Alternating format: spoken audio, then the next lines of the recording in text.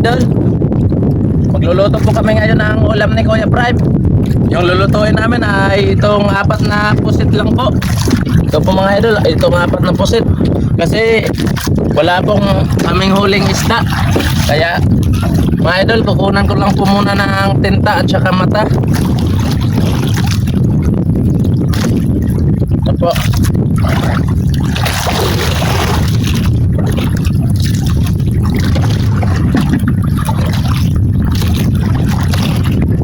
Yan po yung isa. Hatiin ko po.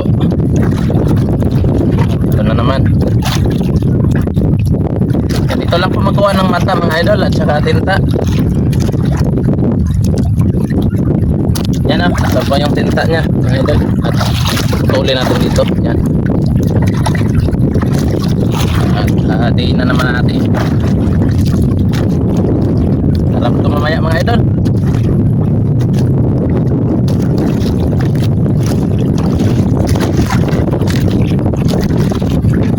Mahilig din po ba kayo sa nukos mga idol? Kaya ito na yung nukos. Pusit po sa Tagalog ang tawag nito. Sa amin dito nukos, lumot, ganyan. Wala pa tayong huling isda, kaya ito lang muna yung ating lulutuing ulam. Pero masarap talaga mga idol kung may isda. Yan po yung tinta nya, ata kung tawagin dito sa amin. Yan okay. At huhugasan natin.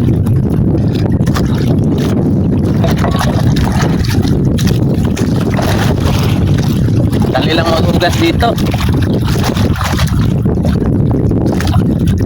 4 na piraso lang yung lulutuin namin mga idol kasi 2 lang naman po kami ni Kuya Prime. Po, at ilalagay ko na po sa kaldero, tapos ko na po mahugasan tong kaldero namin yung ano. Pero dito sa labas ay hindi pa namin nagamitan ng steel wool kasi walang steel wool dito mga idol. Well, lalagay ko na po. Yan, 4 na piraso lang at lalagyan ko po ng sabaw. Kaunting sabaw lang po to mga idol. Yan, ganyan lang. At lalagyan na namin ng aming mga pampalasa. Uy! Hindi natin nadala yung sibuyas, sili at kamatis. Nandun sa siwol. Asin lang to at saka bitsin. Mga idol, nakalimutan namin yung sibuyas at sili. Yun, alam mo na. Kaya ang gagawin natin ito mga idol ay lagyan na lang natin ng bitsin. Kaunti lang po na bitsin. Tsaka po asin. Saan na mga idol? Ito lang talaga. Asin at bitsin lang. Basta mayroong sabaw. Importante ay makakain. Tatakpan ko na po mga idol. Ito po mga idol 4 na nukos po. Yung ulam naman ni Kuya Prime. Tatakpan ko na po. At saan yung lighter? Kunin ko na po yung lighter mga idol. At yung pong sisildihan.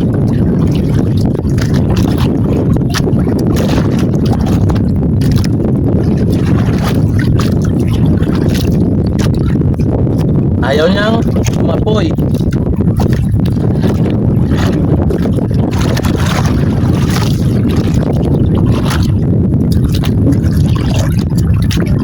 Hindi pa tayo makapagluto mga idol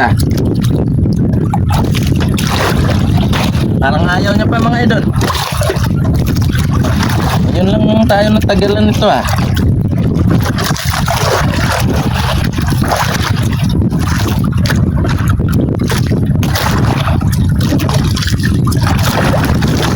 Ala, bakit ayaw niya?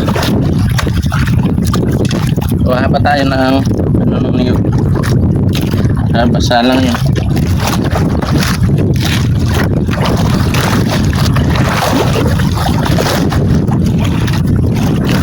Isa lang pala yun mga idol.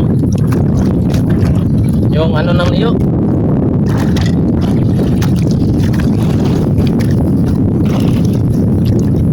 Yan po. At ito po mga idol, oh, yung nokos. Yan.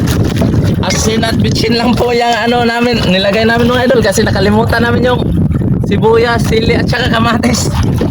Kaya okay na yan mga idol. Ito, ilalagay ko na po.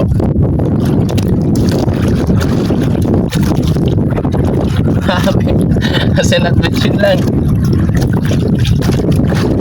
Sana tumapoy agad itong ginagawa namin ano.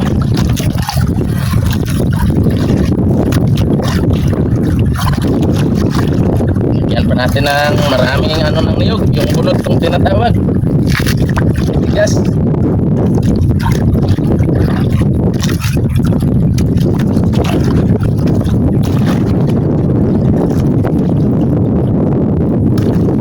Yan po yung nagpapainit sa diesel mga idol para lumakas yung apoy.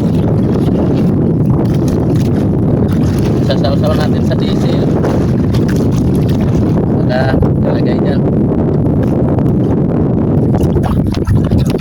Yan, medyo lumakas na po. Ay lalagay na po natin yung ating lulutuing apat na nukos or pusit sa Tagalog. Ay baka mayroon pang suka. Suka na lang yung ilalagay ko. Ay wala na rin yung suka mga idol. Wala na talaga. Parang dalawang patak na lang to. Ay ayun, nakalasa pa. Para medyo may asim-asim. May kaunti ba mga idol? Yan, masarap na yun mga idol. Sipag lang talaga dito at diskarte sa gitna ng karagatan. Yan mga idol, medyo maalon pa. Dahil ang hangin dito sa amin ngayon ay hanging habagat. Ang huli pa lang po namin yung nokos mga idol ay 8 piraso pa lang po. Dahil medyo matumal po ngayon. Kasi wala pang buwan. Siguro sa susunod na mga 2 linggo mayroon ng buwan mga idol. Kakarami na tayo ng huling pusit. Yan, malakas na yung apoy.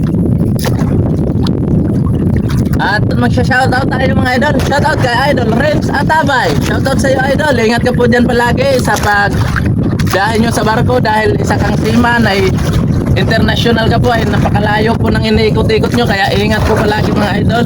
Sa mga seaman dyan, ingat po kayo. Sa mga teacher natin, maraming salamat po sa pagtuturo nyo sa mga kabataan. At sa ating mga OFW, ingat po kayo dyan palagi mga idol. God bless po sa inyong lahat. Saludo po ako sa inyo. Maraming salamat sa suporta. At hintayin lang po natin mga idol.